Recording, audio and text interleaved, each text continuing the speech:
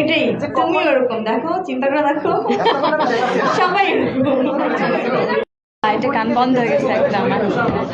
2015 সালে যে পরীক্ষা দেখেছে হ্যাঁ, এবং 2026 সালে এই বর্তমান যে পরীক্ষা দেখছি অনেক গল্প পছন্দের ক্ষেত্রে এবং চরিত্র পছন্দের ক্ষেত্রেও ব্যক্তিত্ব থেকেও সবকিছুতে একটা আমরা এটাই সিস্টেম, এটাই ন্যাচারাল।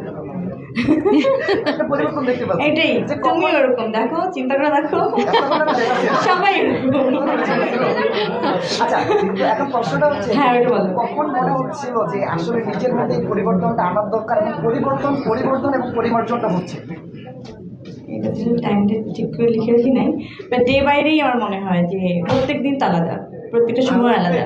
তুমি সময়ের সাথে যাবা, সময়ের সাথে সাথে সুন্দর জিনিসটাই তুমি আসলে দিবা, ওটাই। এবং জ্ঞান বাড়ে, পরিপক্কতা আসে আর কি। Thank you. আমার আসলে কোনো কথা নাই, আমি আপনাদের ভালোবাসা, আপনাদের উচ্ছ্বাস, আমাদের শিল্পীদেরকে নিয়ে ছবিটা নিয়ে আমার ওটা খুবই ভালো লাগছে। অ্যান্ড আরেকটা হচ্ছে যে আমরা আছি এখানে, আমাদের শিল্পীরাও আছেন, আপনারা কথা বলবার ইচ্ছা থাকলে তো বলতে পারেন। হ্যাঁ, অর্ক।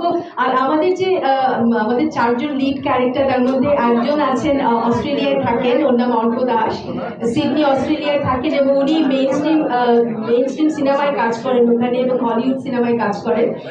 আমাদের বাংলাদেশেরই শিল্পী কিন্তু, এবং তার অভিষেক ঘটবে বাংলা সিনেমার প্রথম এই শাস্তি দিয়ে। তো আমরা খুবই অধীর আগ্রহে তার আসার অপেক্ষায় থাকবো এবং আমাদের সাথে আস্তে আস্তে যুক্ত হবে আরো অনেক অভিনেতা অভিনেত্রী, আরো অনেক কলাকুশলী।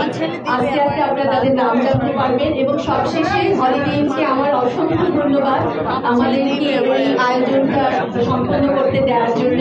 আর সবশেষে আপনাদেরকে সবাইকে ধন্যবাদ, আপনারা এসেছেন। Thank you.